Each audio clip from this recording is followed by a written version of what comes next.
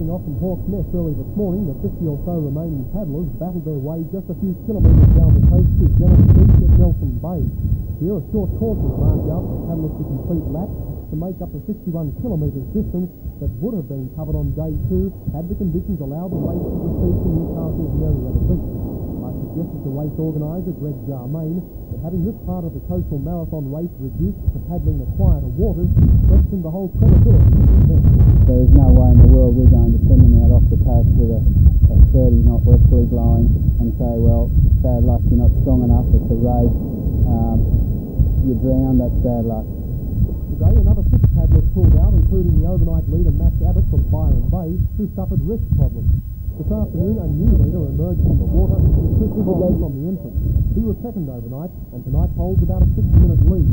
After all the withdrawal, he's still feeling strong. Yeah, I'm surprised really. I've probably got a lot left for the third day tomorrow, but still 2 days to go, who's to say. Late today, race officials were still working out other overnight placings, while the competitors began trucking their skis by road to Merewether Beach, where the race will resume on its third leg tomorrow morning.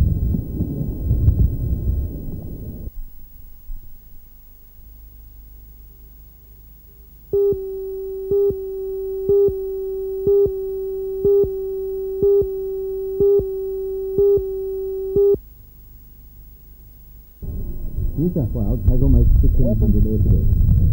Over the past 2 weeks, about 60 of them have had the chance to learn about life at Williamtown. Today, instruction dealt with ground defence. Joining the Australian cadets learning the safe handling of an SLR rifle were 3 visitors from the Philippines.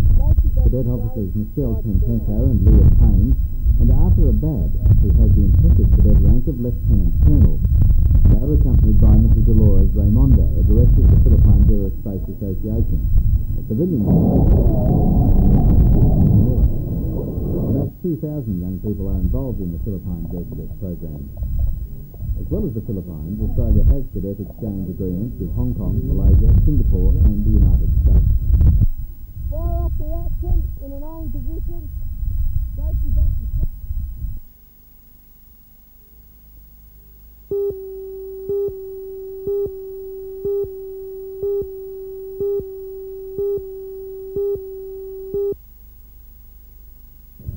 Welcoming a chance to publicise the dockyard's bid for the submarine contract, Premier Rann and Public Works Minister Laurie Brereton timed today's announcement to coincide with the visit to Newcastle of one of the Australian Navy's older submarines, the HMAS Otway, built in Scotland in 1969. The 8 new subs the Navy wants to be far more complex, cost a total of $1 billion.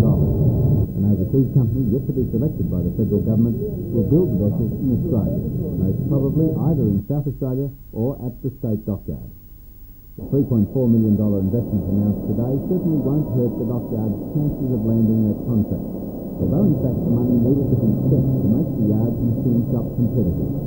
A lot of the equipment here has over the years been allowed to get a bit out of date, and if we're going to be able to tender for modern ships and modern ship repair and even maintain or increase our share of the repair market in Australia, we have to keep up with the times. Most of the investment announced today will go on adding computer controls to older machinery and purchasing a new plate cover. Dockyard manager Jim Kelly says will pay for itself in 2 years. It was a vital part of our program to restore the dockyard to financial viability, regardless of submarines. Do you think the investment will strengthen the morale amongst the union members here? I think that's one of the most important aspects of this announcement today is the morale boost it's got to give to the men. I think that the men, to some extent, that when the industrial agreement was signed, were wondering what the future held for them. I think that now that the state government has shown a degree of confidence by this announcement, then obviously it's going to have an enormous effect on the morale of the men in the yard.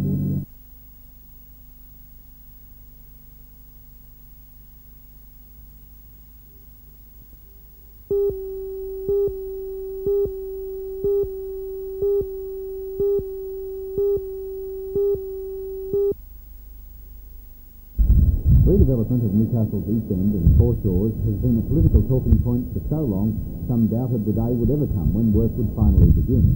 But today, Newcastle City Council actually made a start on landscaping work. Initially, $800,000 will be spent creating a natural amphitheatre where the old Zara Street powerhouse stood. Deputy Lord Mayor Don Geddes is on hand to see the work begin and promised it was not just window dressing, that the redevelopment was really underway.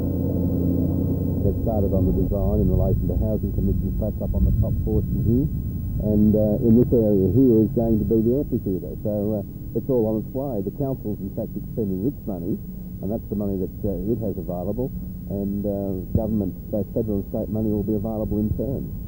So there's nothing now that's going to hold it up in any way? Well, the only thing that's going to hold it up is the areas where you see the railway carriage, or the railway engines. Those areas of land have not yet been transferred over to the scheme, and of course we've got to work on those coming into the scheme. But once they come in, it's just all systems go. But what we're doing, we're going ahead with the development and reaching that particular point so that there's not going to be any delay. This has got to be finished by 1988, and that's what we intend to do.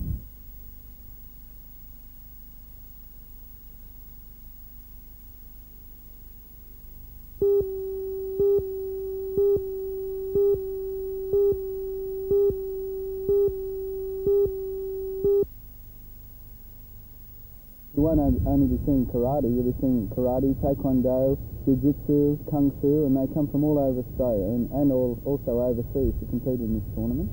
These two people you have up from Sydney are some of the best exponents in Australia of this art. Well, Corinne Legal was the first person, male or female, ever to win an international medal for Australia in 1981 in the Asian Pacific Games. She's also representing Australia in Holland in November.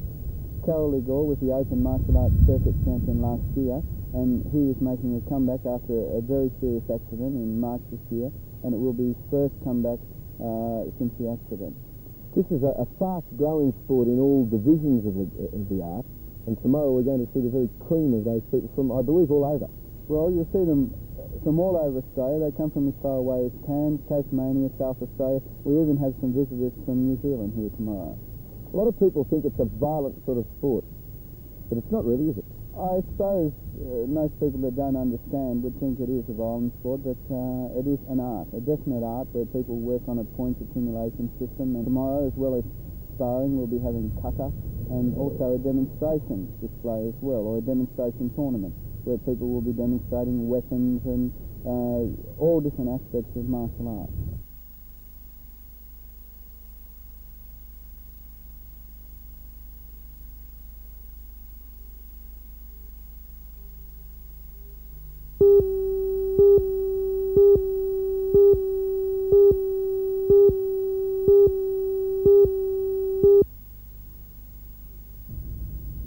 Good evening. Sunday's NBN Carlton Rugby League Grand Final brings together the two teams that have the right to be there, the joint minor premiers, Western Suburbs and Lakes United. And there's a split here, I reckon, between them. The fullbacks are on a par, although of different styles. The wingers are all classy and very pacey, players who can grab the opportunity when it presents itself. Both sides have a representative centre. West have Craig Gedman, Lakes United Kyle Connor, and a solid player with them who won't let the side down. In the halves, it's difficult to separate the two. Lakes, though, may have more variety with Rip Taylor and Peter Walsh, but it certainly will be the bounce of the ball in the long run that separates them. In the forwards, it's also very close, with both packs chock full of experience in big games. Lakes in the experience department might have a slight edge, but Western Suburbs have two outstanding youngsters in Guy Keenan and Steve Press. You know, these two clubs take it far beyond fierce rivalry. They actually hate one another. Therefore, the game could be won by the team that keeps it cool the best. West easily won the last encounter 2 weeks ago when the Seagulls let emotion run away with their chances. They won't let that happen again. You know, it could boil down to the toss. The team that runs with the breeze first, if it's a significant blow, uses that breeze well, could take the lead and hang on to it. It's that close.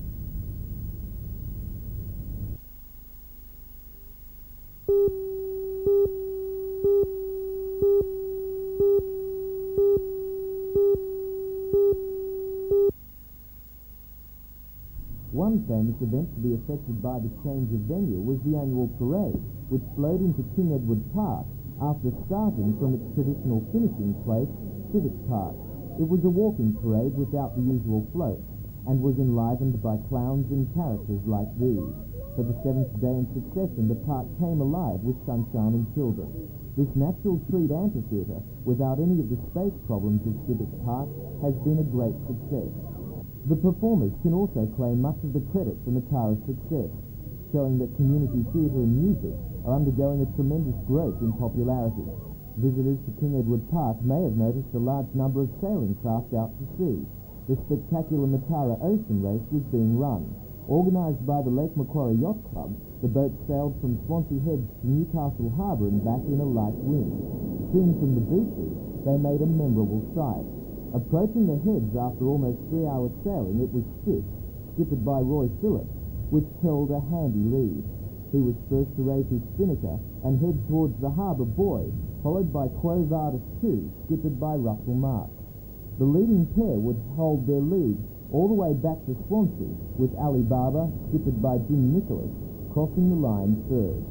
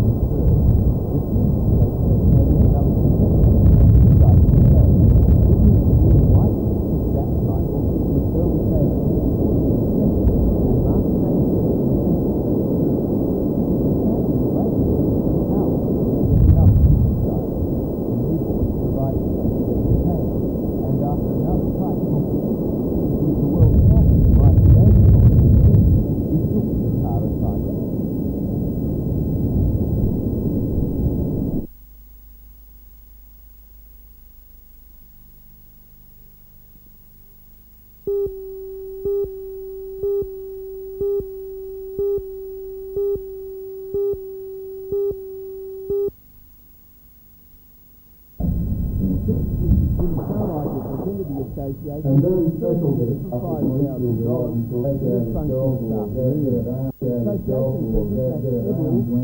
the money as a means to the improvement of the city's youth. It's going to allow us to pursue the aims of the New South Wales Junior Surf Lifesaving Association, and they are broadly to teach, encourage and promote junior surf lifesaving amongst young people between the ages of 7 and 13 years. Max, you're in a sport, but you're not in a sport that's only about winning. You're in a sport that's about developing young people. Actually, participation's the word. We're looking at letting people experience winning and losing and being part of a team. In other words, giving them the opportunity to develop a mental and physical stamina so that they will be able to contribute to life more effectively in their years ahead. Well, the surfing season's just round the corner, and Newcastle looks like being a busy place in surfing this year. A busy place. We have the state titles at Dingle Beach on the 23rd and 24th of February 1985, and this is going to be a very exciting year for Newcastle branch. This sponsorship from Phillips, a major corporation, seems to me anyway, Max, and I guess you hope it is, an ongoing thing, not just a one-off. I certainly hope so, Lee. I've felt, and I know the committee feels the same, right from our preliminary talks with the Phillips company, that they are going to be a good involvement for this association, and for the benefit of the young people in this area, I hope that it remains effective and long-lasting.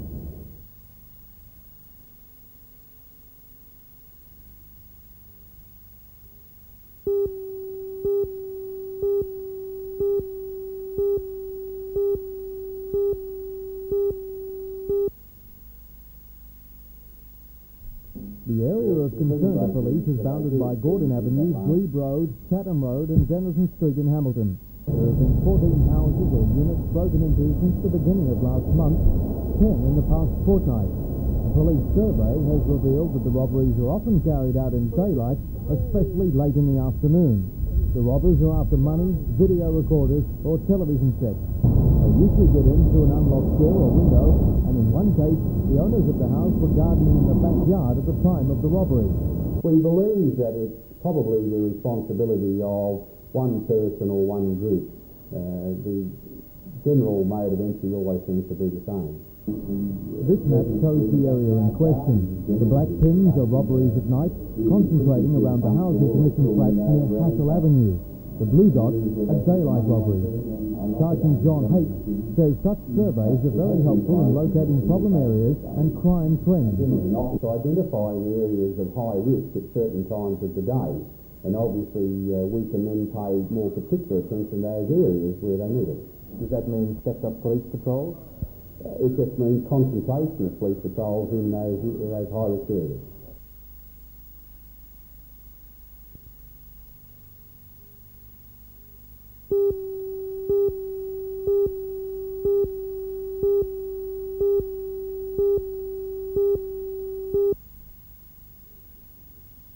Neil's luck in the event to date has been far from good. In his first time in the event 2 years ago, Neil crashed and broke his arm. Last year he was forced out of the event in the early stages when his bike blew up. The 6-day event is the Grand Prix of long-distance enduro. It covers 1,600 kilometres and this year has attracted more than 500 top-class riders from around the world.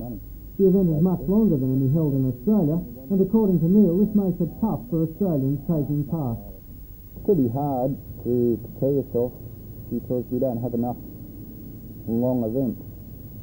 We've only got one long event, and that's at Easter for 4 days. And this New South Wales series just isn't long enough.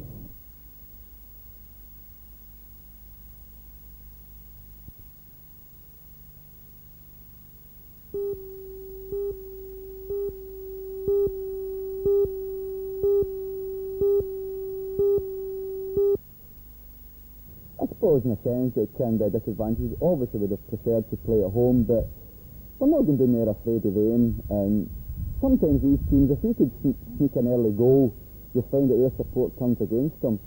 And obviously they respect them a bit, but we're not afraid of them. Are the boys in high spirits? Well, the boys are in tremendous spirits. Up to date they've done a great job, but they've got to realise, as well as I realise, we've not really done anything yet. We're in the final, but there's only one name to join the trophy. Any problems with the team? Are there any injuries keeping top players out? No, all the lads are in good nick and they're all in tremendous spirits. There are no injury problems at all.